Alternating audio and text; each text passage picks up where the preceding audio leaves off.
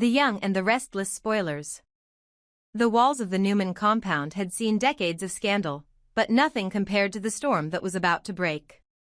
While Genoa City still whispered about the stolen AI program and the simmering feud between the Newmans and the Abbotts, a darker story was beginning to unfold beneath the surface. Mitch had returned, cloaked in ambiguity, moving through the city like a shadow with purpose, leaving questions in his wake and confusion among those who thought they knew every player in the game. No one could quite define where he came from, what he wanted, or who he truly was. Even Victor Newman, the man who prided himself on seeing through deception, found himself unnerved by the stranger's silence. It was the kind of silence that carried meaning, that lingered too long, that seemed to whisper the truth before anyone dared speak it aloud.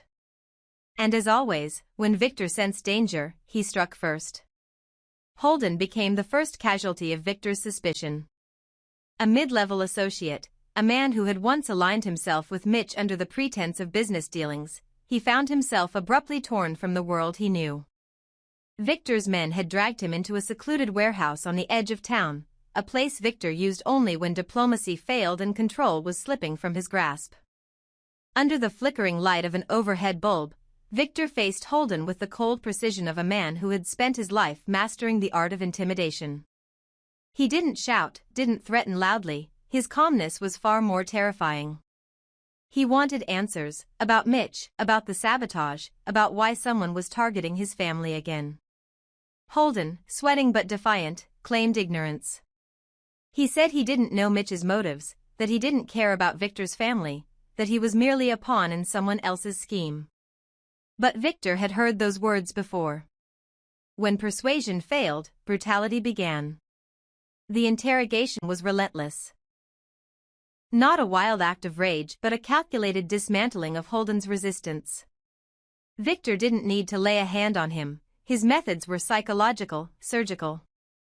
Hours passed before the man finally broke, collapsing into tears, his defiance crushed under the weight of fear and exhaustion. His confession came in fragments, incoherent at first, but the pieces slowly formed a story that made Victor's blood run cold. He said Mitch wasn't just an enemy, he was family. He wasn't just seeking to destroy Newman Enterprises, he was seeking revenge for something personal, something buried so deep that even Victor, for all his control, couldn't have seen it coming. Mitch, Holden revealed between trembling breaths, was Victor's son. For a moment, Victor stood utterly still, the world narrowing to a sharp point of disbelief. It was impossible, absurd even, and yet the more he thought about it, the more the pieces began to fit. Mitch's age, his timing, his uncanny ability to anticipate Victor's moves, all of it took on new meaning. Holden continued speaking, desperate to save himself, explaining that Mitch had always known about his parentage. He had grown up with the bitter knowledge that his father had abandoned him before he was even born. His mother, a woman Victor had once loved briefly, passionately, and then left behind as he had done with so many others, had died with resentment in her heart. Mitch had spent years piecing together his lineage, fueled by anger and shame, until he had finally decided that the only justice was revenge. Victor felt something he had not felt in decades, not fear, not guilt, but a hollow recognition. His past was filled with women he had once promised the world to, only to move on when ambition called him elsewhere. He had built an empire, but in doing so, had left emotional wreckage scattered across continents. There had been children, some legitimate, some secret, some lost. He had thought he had made peace with all of it. But now, here stood the consequence of his old sins, a grown man carrying his name's shadow, returning not for acceptance but for retribution. Mitch's existence was a wound reopened, and in Victor's eyes, the betrayal was twofold, a son he never knew, and a man who had dared to turn against him. Holden's voice cracked as he explained how Mitch had spent years studying the Newman Empire, its hierarchy, its weaknesses, its enemies. He had forged alliances quietly, gaining access to Newman Enterprises through side channels, through technology firms and international contacts. He had even infiltrated Kane Ashby's network under a false identity, using the chaos of the AI theft to mask his deeper agenda. Mitch didn't care about money or corporate power. What he wanted was personal, to see Victor stripped of everything that defined him, his control, his legacy, his name. When Holden finally fell silent, Victor dismissed his men with a single motion. He stood there, alone, staring at the trembling man who had just changed his world. There was no outward reaction, only a faint tightening around his jaw, the kind of expression that meant the storm had moved inward. In that instant, Victor Newman realized that the empire he had spent his life building was no longer being attacked from without, it was being dismantled from within by the blood of his own blood. Later that night, as he stood in his office overlooking the city, the reflection in the glass no longer looked like a man in control. The power that once felt unshakable now felt fragile. His mind drifted to Adam, another son who had turned against him, another reminder that legacy was both gift and curse. How many times had his children suffered because of his ambition? How many had he driven away with his relentless pursuit of dominance? The pattern repeated itself through generations, a dynasty built on loyalty enforced by fear, and love constantly sacrificed for control. Mitch, like Adam before him, was proof that Victor's victories always came with a human cost he refused to acknowledge until it was too late. Meanwhile, Mitch moved through Genoa City with quiet precision, watching as chaos rippled through the Newman network. He had anticipated Victor's reaction, even planned for it. The interrogation of Holden had been expected, even necessary, for the truth to surface. Mitch wanted Victor to know who he was. He wanted the realization to cut deep, to make Victor understand that the ghosts of his past were no longer buried, they were walking among the living. Mitch's revenge wasn't explosive or impulsive, it was methodical. He was dismantling Victor's empire piece by piece, using every ally, every secret, every weakness inherited from the man himself. As the days passed, whispers spread across Genoa City. Victor's normally unshakable demeanor began to crack in small, imperceptible ways. His meetings grew shorter, his tone sharper, his trust thinner. Even those closest to him, Nicky, Michael, Nick, sensed that something had changed. But Victor told no one. To admit the truth would be to admit vulnerability, and that was something Victor Newman would never allow. Still, in the privacy of his thoughts, he couldn't escape the echo of Holden's confession. The face of Mitch haunted him, not as an enemy but as a reflection, a version of himself molded by neglect instead of power. Mitch, for his part, began drawing others into his orbit. He spoke to those disillusioned by Victor's dominance, former employees, bitter rivals, even family members who felt overshadowed by the patriarch's control. To them, he wasn't just a stranger, he was a promise of change, a charismatic enigma who spoke of justice and balance. He positioned himself as both victim and visionary, crafting a narrative where Victor Newman's downfall would be not destruction but liberation. Few knew the truth. That his crusade was born not of ideology but of pain, of the unhealed wound of being the forgotten son of a man who measured worth in loyalty and legacy. When news of Holden's capture and release leaked, it sent shockwaves through the city. No one knew exactly what he had revealed, but rumors swirled that Victor had discovered something monumental. Jack Abbott heard the whispers and couldn't help but wonder if the chaos at Newman was connected to the stolen AI, or if it was something even more personal. Phyllis, always tuned to the undercurrents of gossip and power, sensed an opportunity brewing. And Billy, ever reckless, began to suspect that the storm consuming Victor might be the very leverage the Abbotts needed to strike back. But Victor knew better than anyone that chaos, once unleashed, could not be contained. Mitch's revelation had set in motion a chain of events that would reach far beyond business rivalries. It wasn't just about revenge anymore, it was about identity. The sins of the past were rewriting the future. The dynasty Victor had built stood on a foundation of secrets, and now those secrets were bleeding through the cracks. Late one night, as the city lights dimmed and the world outside grew still, Victor opened an old photo album buried deep in his drawer. There were faces he remembered, and faces he didn't, women from a life lived at full speed, moments of passion forgotten as quickly as they had begun. Somewhere among them was Mitch's mother, a name half lost to time. He realized, perhaps for the first time, that this wasn't just another corporate war or vendetta. It was the reckoning of a man who had lived too long believing he could control everything and everyone. But blood, as he now understood, had its own memory, and it always came back to collect its debt. In the solitude of his office, Victor Newman sat motionless, the glow of the city casting fractured shadows across his face. For decades he had stood as an unshakable symbol of control, the man who conquered every storm that dared rise against him. But now, something had begun to crack, not in his company, not in his fortune, but deep within his soul. The revelation about Mitch had dug into a place Victor never allowed himself to feel. The name echoed in his mind like an old wound he couldn't trace. Mitch. A stranger who somehow carried his blood, a reflection of himself that he had never seen coming. And yet, the more Victor thought, the less it felt like coincidence. His instincts whispered that there was something deeper, something that connected this man to the very foundations of his past. He had seen Mitch's eyes, his posture, even the way he spoke with controlled defiance, and something inside Victor recognized it. There was a familiarity in his voice, a shadow of someone else. Someone he once loved. Someone long gone. Hope. The name returned like a haunting melody. Hope Wilson, later Hope Newman, the woman who had been his solace in another lifetime, when he had sought redemption in the quiet simplicity of her world. She had been gentle, kind, and pure in a way Victor rarely encountered. Their love had been unplanned but undeniable, and though distance and circumstance had torn them apart, she had given him a son, Adam.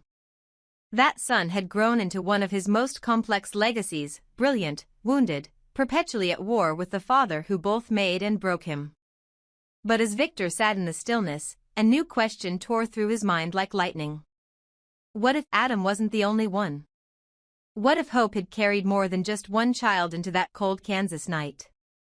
The thought seemed absurd at first, yet it carried the irresistible pull of truth. Hope had always been frail during her pregnancy, too delicate to endure the stress of city life, which was why Victor had left her in the countryside, believing he was protecting her. But what if he had only left her alone to face an impossible choice? What if Hope, in her quiet desperation, had given birth to twins, 2 lives instead of one, and had been forced to let one go because she couldn't afford to care for both? The timeline fit. The mystery of Mitch's age, his resemblance to Adam, the eerie synchronicity of their temperaments, it all began to form a pattern. Victor's heart pounded with a mixture of dread and recognition. He could almost hear Hope's soft voice in the wind, confessing what she had hidden to protect their children. It was the kind of secret she would have kept out of love, not deception. Perhaps she had believed that one child in her arms was better than 2 condemned to hardship. Perhaps she had been persuaded by a doctor, a midwife, a stranger with promises. And somewhere in that decision, perhaps in the chaos of birth or the desperation of poverty, a deal had been struck. The second child had been taken away, sold to a family of influence and wealth, never to know his true name. That child was Mitch. As Victor pieced together the fragments of rumor and confession, the horror deepened. Holden's story now made perfect sense. Mitch had been raised by a family of privilege, one with power, but no warmth. He had grown up never understanding the hole in his heart, the gnawing emptiness that no amount of success could fill. His adoptive parents, well-meaning at first, had eventually told him the truth when he came of age. They had not been cruel, they had been honest. They had told him he was adopted, that his biological parents were people of great importance, people who could not keep him. They had not told him who, but Mitch had found out. He had discovered that he was a Newman, that his real father was Victor, and his twin brother was Adam, the man who had lived the life that should have been his. That revelation had twisted something inside him. What began as curiosity turned into resentment. Mitch watched from afar as Victor celebrated Adam's accomplishments, forgave his betrayals, welcomed him back time and again despite every act of rebellion. Adam had been given chance after chance, love despite conflict, wealth despite mistakes. And Mitch, who had never been acknowledged, never even named, realized that he had been erased before his life even began. That pain, sharp and cold, hardened into vengeance. He didn't just want Victor to know him. He wanted Victor to feel the same abandonment he had felt his entire life. He wanted him to understand what it meant to lose everything you thought you controlled. As the truth settled over him, Victor felt the old world he had built start to tremble. He remembered the hospital visits, the letters from Hope, the small inconsistencies he had ignored over the years, the way she never spoke in detail about the early days after Adam's birth. He remembered a moment when she had avoided his eyes as he asked whether Adam had been healthy, and she had smiled too quickly, too softly, and said, "Yes. He's perfect." He had believed her. He hadn't noticed the flicker of pain in her voice, the way her hands had trembled when she spoke his son's name. Now he understood. Hope had carried two perfect children into a world too harsh for her to survive.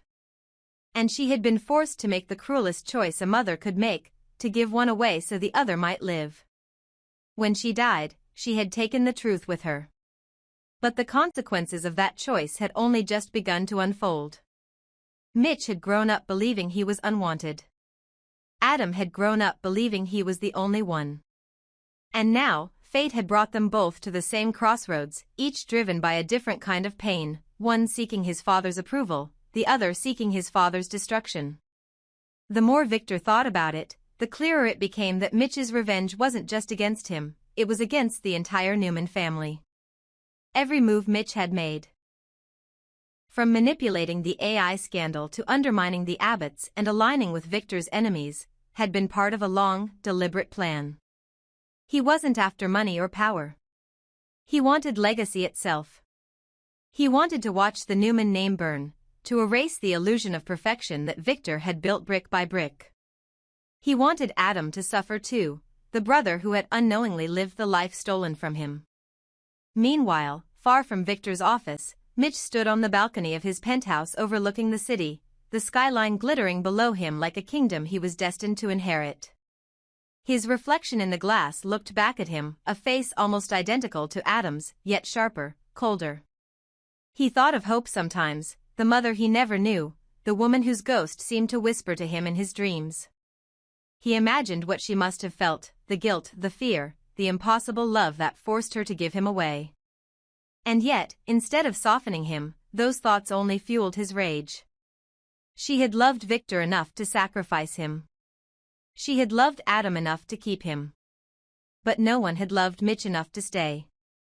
As the truth about his lineage spread through whispers and rumor, Genoa City began to fracture along invisible lines.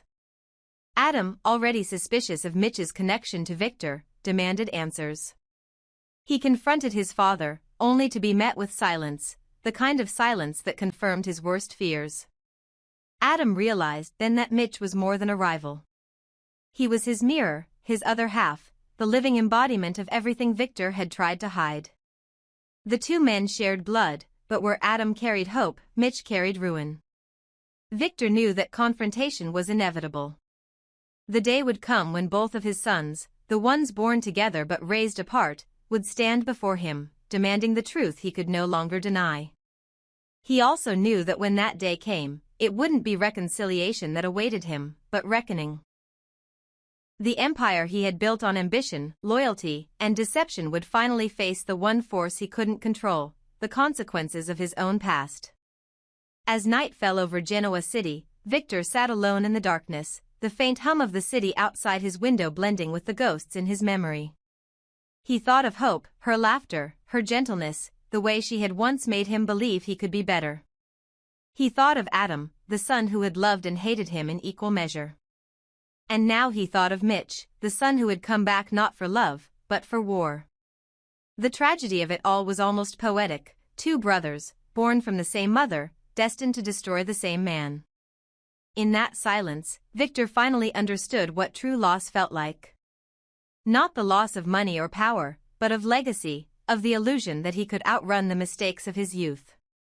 Hope was gone, but her sons were still here, and they would carry her story forward, not as a tale of love and redemption, but as a saga of revenge written in blood. And somewhere in the city, as the wind whispered through the streets, Mitch smiled faintly to himself, knowing that the game had only just begun. The father who had forgotten him would soon remember, not through memory, but through ruin.